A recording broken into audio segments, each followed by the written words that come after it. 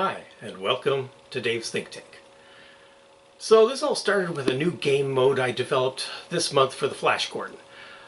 I'll get to that later, so stick around for that. But first, I need to tell you about the rabbit hole I fell down with the self-tests. So way back in 2024, I wrote my first new game mode for the Flash Gordon that I called Kids Mode. It was just an easy way to change all the game settings to the easiest level for when the grandkids come over. Flash Gordon can be a pretty brutal game, so it made it a lot more fun for the kids to play.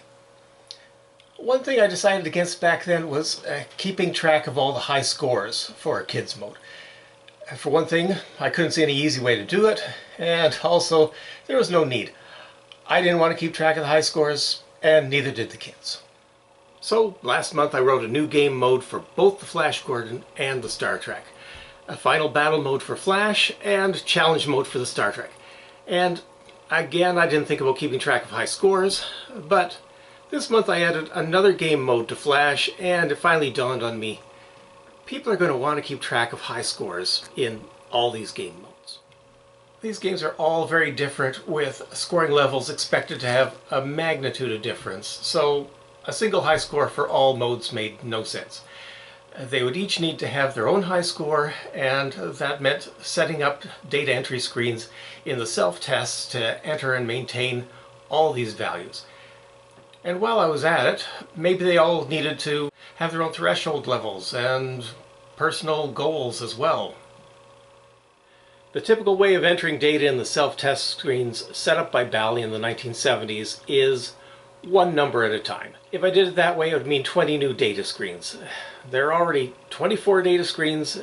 No one would want to go through that many screens. And how would you keep track of what game mode and data type you were entering? So I designed all new data entry screens where you could enter 4 values per screen. 4 high scores on the high score screen, 4 personal goals on the personal goal screen. This was perfect for 4 game modes and would keep the number of screens the same. So I did that, and it looked and worked great, except the button clicks needed to control these screens were inconsistent with the button clicks needed for other data entry screens that I'd programmed previously. Also, the use of buttons other than the game button was getting out of hand. I've been using the coin slot 3 switch as a secondary button, which is a good choice for me because I've added an extension of the coin slot 3 switch down here to provide free games. But it always bothers me because it's not guaranteed that another person or another game will even have a coin slot 3 switch. I really felt I needed to do better for everyone. So I decided to review all the self-test screens to make data entry as consistent as possible and to eliminate the use of the coin slot 3 switch wherever possible. And I was pretty successful. I managed to replace the coin slot 3 switch with a double click of the game button in almost every case. In fact, there were only 2 cases where the coin slot 3 switch was still being used.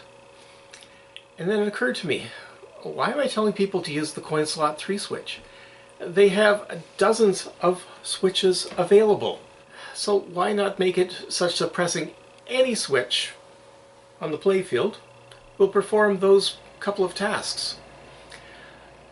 Let's go through the self-tests and see how this is going to work. Just so you know, all of this is in the manual, so you don't need to memorize any of it. There will not be a test at the end. Also, everything I've done should look and feel the same as the original Bally screens until you want one of my extended functions. And then, in almost every case, it's either press the game button or double press the game button. Okay, get into self-test, press the self-test button as usual, and it puts you into the light test as usual. But now pressing the game button lights a single lamp. The lamp number is displayed up here. We can move it forward by pressing the game button or hold in the game button. And hopefully you can see this. One light at a time is lighting up here. Now there's a table of all these lights in the manual that you can refer to. Now I've also added a new function to allow you to review all the light patterns from the game. Just double click Photon torpedoes, fire! And you're reviewing the first pattern. Clicking again takes you to the next pattern. Fire all phases.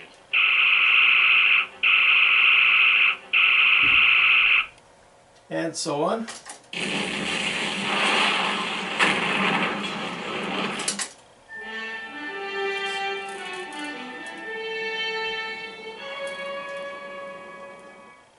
And here's one of the two cases where I used a second button. By pressing any switch on the machine, you can see the same pattern over again. So, any switch.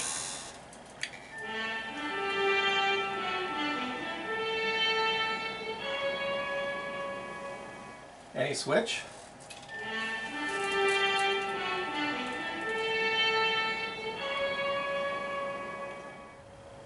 This is slightly different than the Flash Gordon.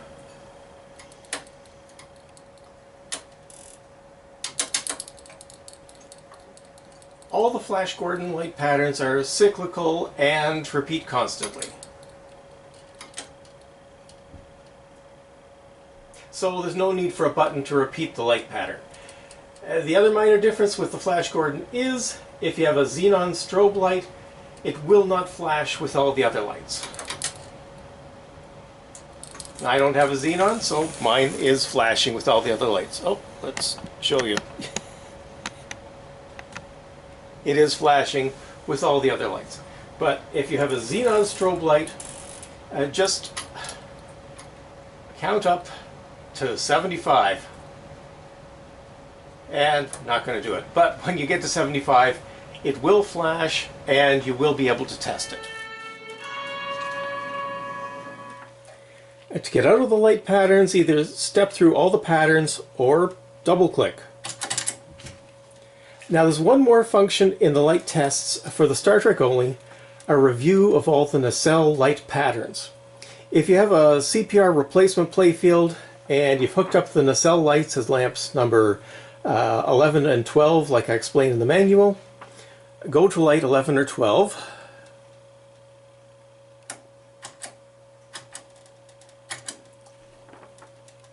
One of the nacelle lights and double click. Now clicking the game button or holding it down will take you through all the nacelle patterns.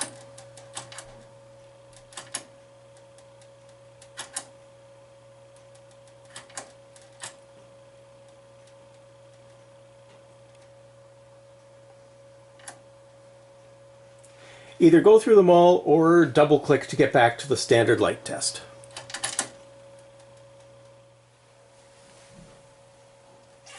Clicking the self-test button now takes us to the display test. It looks a lot like the original belly test, but clicking the game button will scroll you through all the digits, or hold it to scroll quickly. And ball in play and the credit as well. And double-clicking replaces the scrolling values with just the number 8.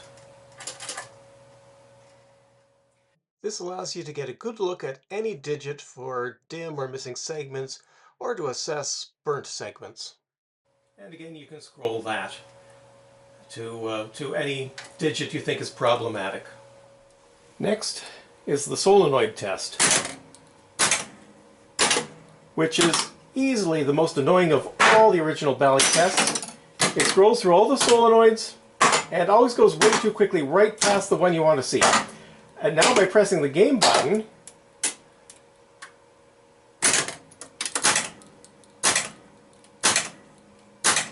you can get it to stop and fire just the one you want to see. And double clicking turns it off, so you can have some quiet to think, or maybe adjust the solenoid you're working on. Then double clicking or clicking starts it on its way again.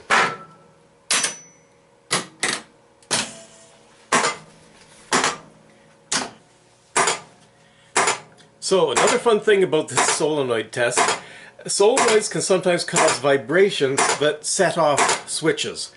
If any switch registers during the solenoid test, it shows up in the credit display. So this makes it easier to track down these issues and determine which switch and which solenoid are involved. Okay. Next is the stuck switch test. The original Bally test would display one stuck switch. This can display up to 4. And if more than 4 switches are closed,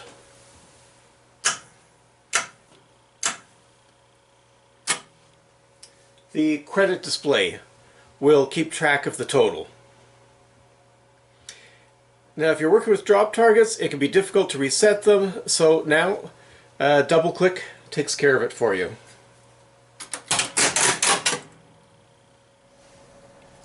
On to test 5, the switch bounce test. Now if you suspect that the switch is registering twice when a ball hits it, come to this screen and try to recreate the problem by rolling a ball over the suspected switch. Hitting that, shows up number 23. Maybe this is double counting. 25. Maybe one of these. Just roll over top of them, and the switch that was hit is shown in display 1. And if it was a double hit, the time between hits is shown in display 2. So let's just double hit. Number 24 was hit, and 162 milliseconds later, it was hit again. Next is the sound test. The original just played one sound over and over, but the Arduino version plays through every sound. You probably want to work with the manual if you're working on the sound because, as you can see, there are long stretches where there are no sounds, including the first few sounds here. Holding down the game button takes us quickly through the numbers until you find one that you want to play. To hear it again, just hit the game button again and it will replay the same sound every few seconds. Press it again to begin cycling again.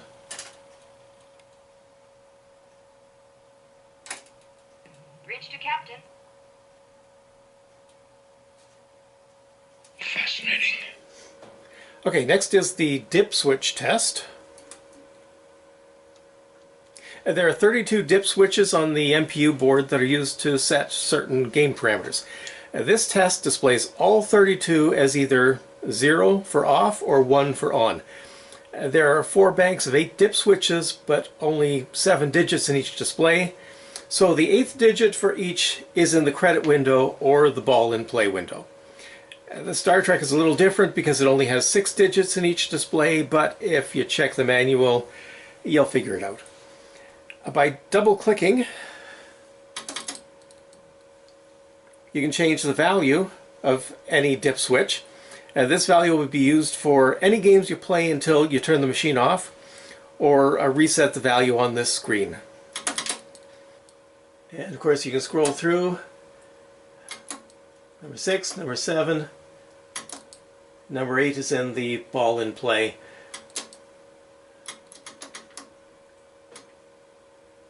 And on to the second, ball in play. And there it is in the credit. And the last one, back in the credit again.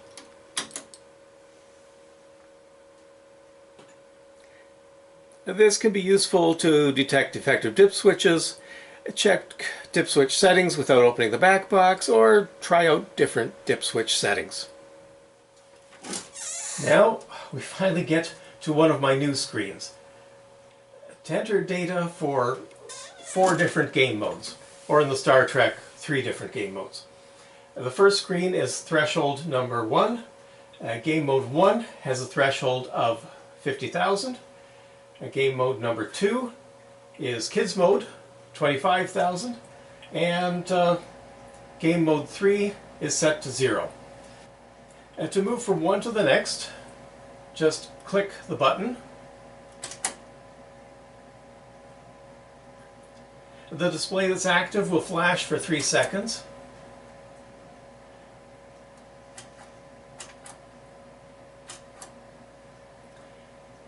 And to change the value, just hold the button in. It'll go up slowly at first, faster, and then much faster.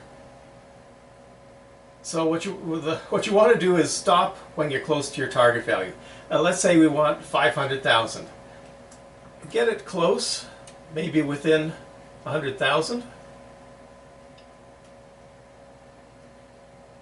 200, 300, 400. And try again, stopping within maybe 20,000. So 30, 40, 50, 60, 70, 80. Oh, went too high. You can double click to set it back to 0. And you can try again.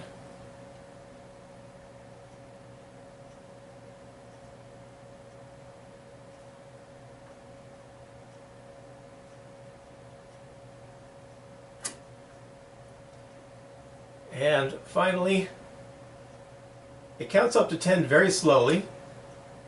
So you can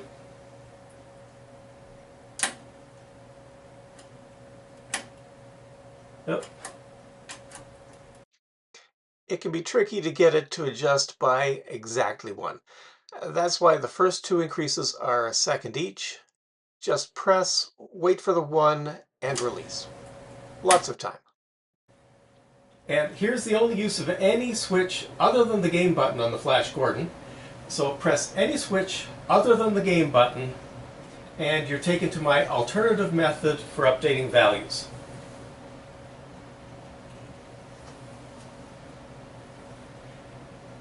And this allows you to update the value 1 digit at a time. You can see the tens digit is now flashing, and holding the game button causes it to go up. We can set it to whatever we want. Double click takes you to the next one. Set it. Double click, double click, double click. And maybe we wanted that to be 300,000. So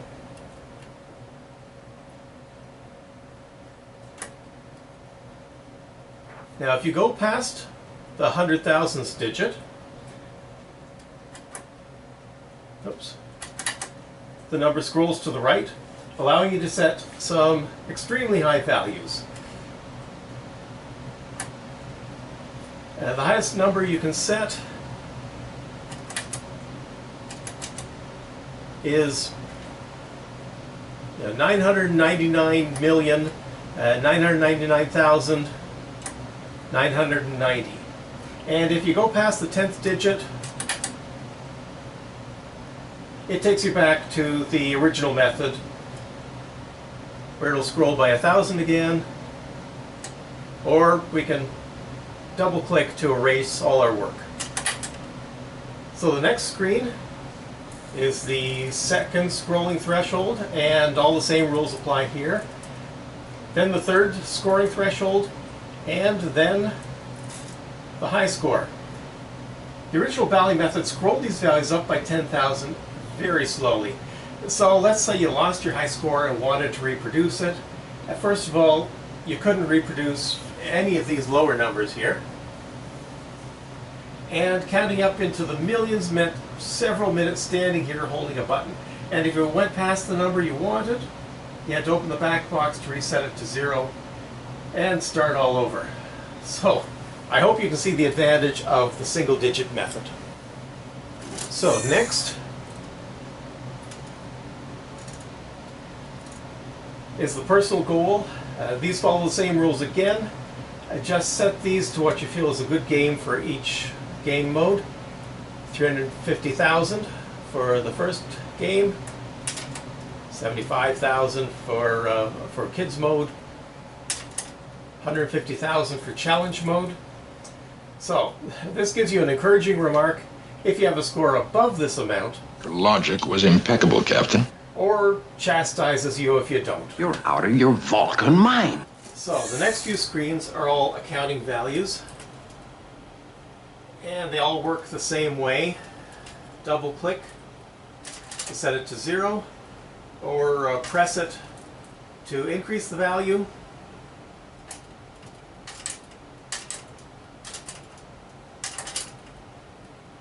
They all go up pretty slow, but then they're accounting values, so why would you want to set them anyway? If they mean anything to you, you probably just want to write them down and then set them to 0. Let's see what else we've got.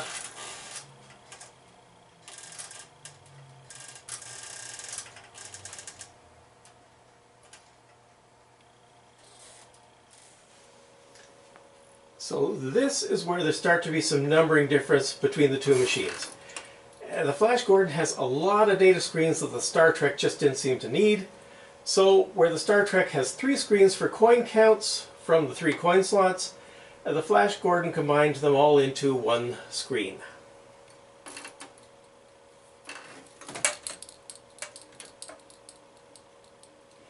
It works much like the others we saw earlier.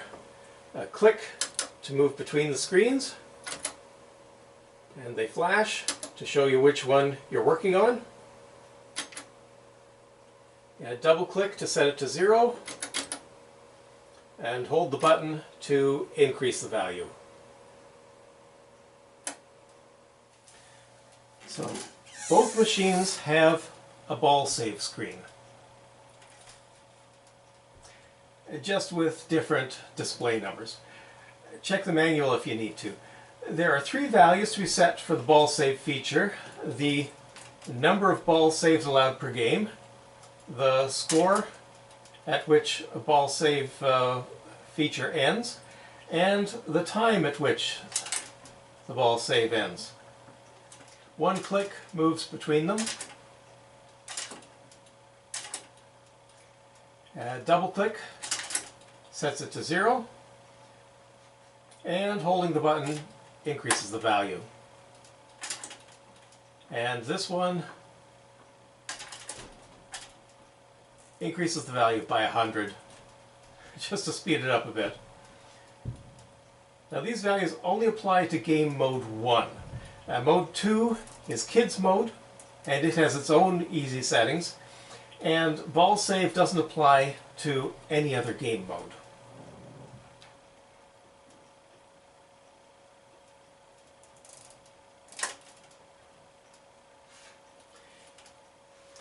Both machines have a relative volume setting, but it only shows up on the Flash Gordon. But it only shows up on the Flash Gordon if you have a wave trigger. For the GTO, you use the dials on the GTO board. There are 3 values to be set: background sounds, sound effects, and voices.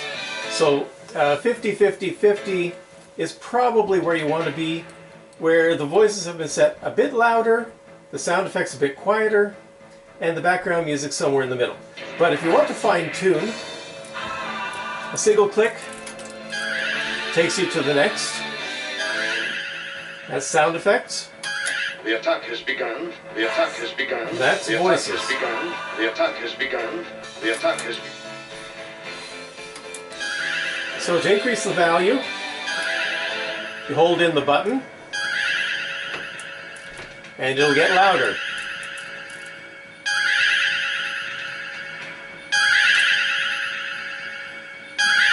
To decrease it, double click, hold in the button, and it'll get quieter.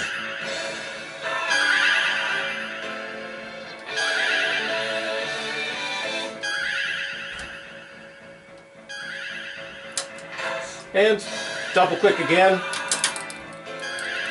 to increase. This is where the Star Trek runs out of data screens. The Flash Gordon has several more though. The first maintains the number of times you've reached skill level 15, 30, or 75,000 in the skill level. It works the same as the others. Click to move to the next display. Double click to set one to 0. Hold it to increase. Then there are about 10 screens to input a single value. Again, they all work about the same way. Press to hold or increase, double click to set it to 0. Check your manual to see what all these numbers are.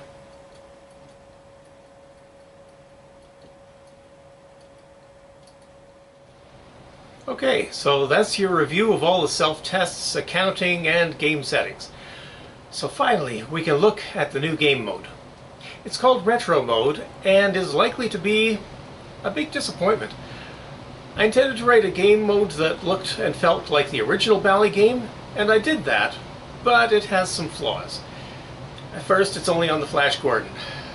Why not a Retro Mode on the Star Trek? Because I don't think anyone misses the old sounds from the Star Trek. Remember the 29 clangs times 3 for the bonus? Secondly, it's only for the wave trigger.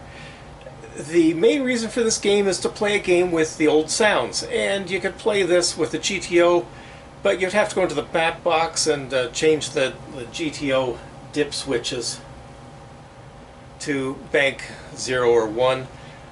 I don't think anyone wants to do that. And thirdly, if what you really want is to occasionally play the original game, the easiest way to do that is to attach a couple of wires to the pins labeled switch, run them out through the vents, and have a switch attached to them. Then you'll have the actual original game, not a simulation. And finally, this is more work than usual because in addition to recompiling the code, you'll have to pull out the Wave Trigger micro SD card and copy a bunch of sound files to it. But if you have a Flash Gordon and a Wave Trigger, and you like the new rules but are feeling nostalgic for the old game sounds, you might enjoy playing a game in Mode 4.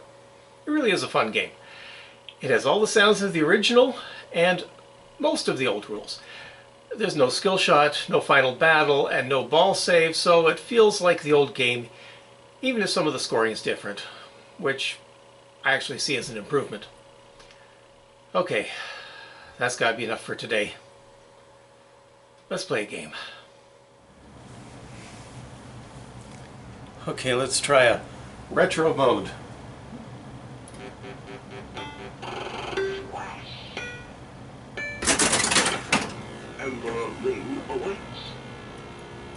It's no skill shot, so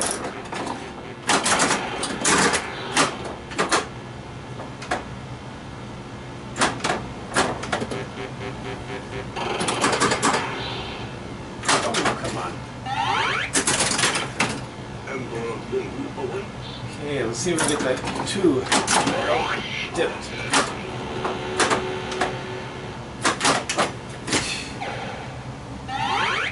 Not good.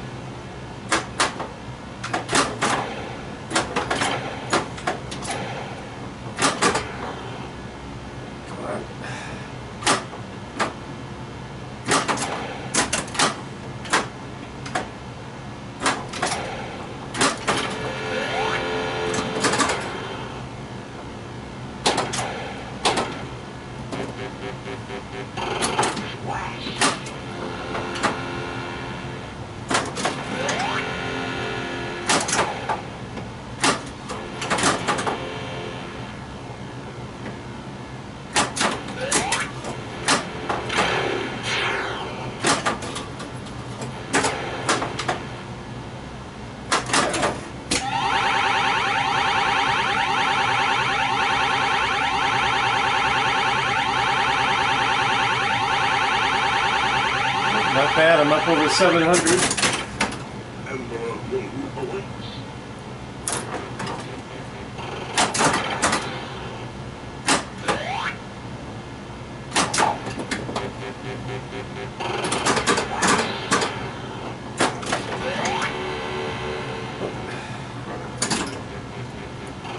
me get that 3 barrel.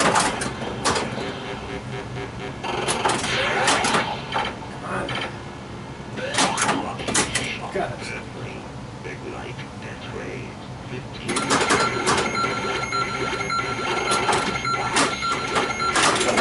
Come on. Oh.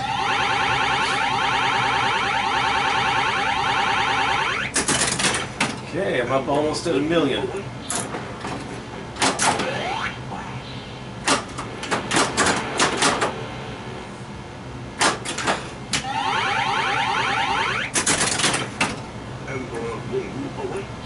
Did get to 1,000,000.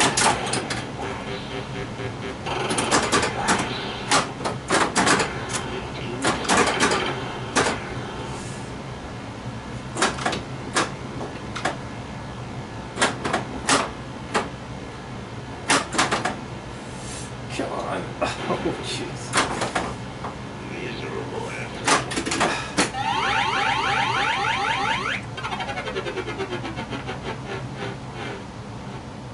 Try again, Earthling. Oh, 1,000,000 game. It's not too bad. The sounds were cool too. Emperor Ling awaits.